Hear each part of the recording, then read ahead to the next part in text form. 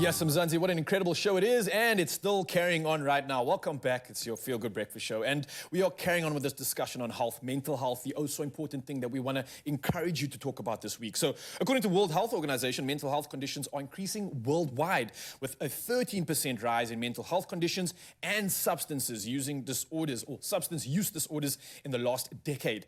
Now, we can have a substantial effect on all the areas of our life, such as school or work performance, relationships with family and friends, and the ability to participate in your community. Now, in addition to this, there are also additional pressures such as social media, and even more pressure for those in the spotlight like celebrities and influencers. And hey, speaking of, we've got two of them right now. Yes, Soretta's back with us, and Baz is in the building. Baz, the ever growing, the ever increasing socialite. I see you everywhere. Wow. I see you doing the things online, and this is important. I think this is why you're on the couch today, because you're still one of the realest people that I've had the opportunity to engage with in this space. And that's really important to me, man, and I hope to you too. And I think everybody needs someone like that they can bounce off of. But maybe I can just open up the floor with this. How do you both deal with daily stress? What are the tips and tricks that you use to manage the chaos that we are living in? Yeah. Zoeda, maybe you can answer this one, possibly?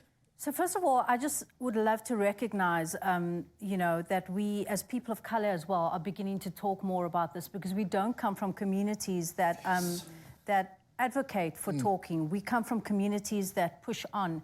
And that has been so detrimental to well-being, because all that does is it manifests in disease later on in life. So I'm recognizing that moment, and that's beautiful. And I heard him say that you are one of the realest people he knows, and we need more of that. Yes. Globally, irrespective of color. So that's wonderful. How do I deal with it? I've had to learn the long, hard way, and that is curate your social media feed. Do not follow people that make you feel any form of jealousy or begrudgment or negativity. You've got to be able to look at the people that you are following and be inspired by them, be motivated by them, and then check in with yourself. If you find at any one point in time you're feeling critical of someone, then it's time to check in with your blocks.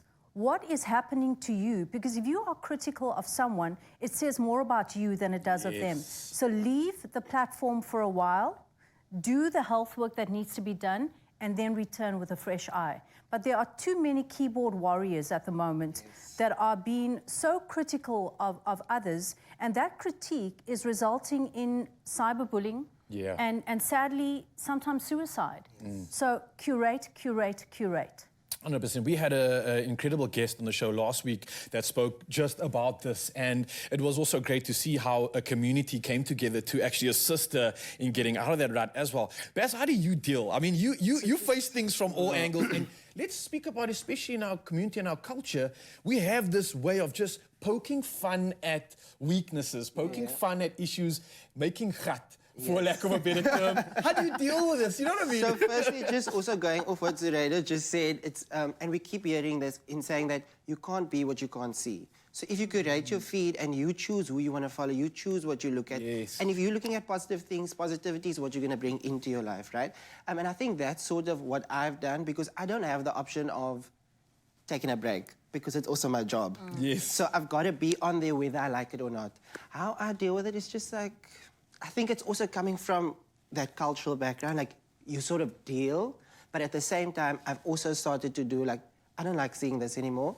That's no longer what I'm going to follow. That's no longer going to be part of everything that's, in my feed. Yeah, this is something I've dealt with. And remember, I asked you this question afterwards, because I felt like, let's say my feed was starting to feed me things that I wasn't enjoying, and I wasn't really like subscribing to or resonating with. Little did I realize, like everybody else, we can just unfollow, we can unsubscribe, we can choose what we want to engage with, right? And especially when it comes to these external pressures that I know a lot of us feel, these are things that add to that weight, right? I know in social media especially, and it's something we're talking about right now, there's so many examples of this happening where you see it affecting people so pertinently. But as you have a specific example of this right now, yeah? So I think, again, like, coming back to that, it's like, also if we start speaking about it, maybe people will be like, actually, this is not okay.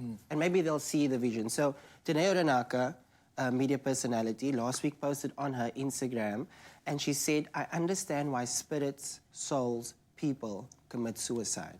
I get it and I get them. Which was a heavy thing to put out there, because now if I'm dealing with something, it might be triggering for me as well.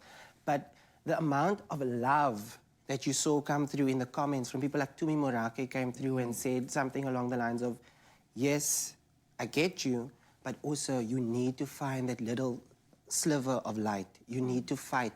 Minnie Dlamini also said, yes, but fight. And you can see that there is this community, and also it's now opening the conversation that other people also in the spotlight have been feeling this way, but might not have been as courageous and confident, not even confident, just didn't want to talk about it. Yeah. You know, there's a stance towards not influencing but uninfluencing, de-influencing at the moment, and that's all about what you're speaking about. It's about becoming real. I don't think we can any longer deal with people's reels of their highlighted lives.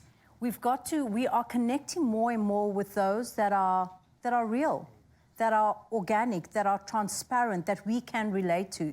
Because the reality is, you cannot relate to someone's highlight. You can't. Yeah. It's not relatable. 100%. It's something you can aspire to maybe, but definitely you can't relate to. And I think that's exactly what this conversation is about. Also, I think it also comes down to the fact that, and I think we've said it before, you don't know what the next person is going through. So your one little comment would be like, oh, your hair should have been this way, or you should have done this, or you should have done that. Could be that little thing that pushes them over the edge.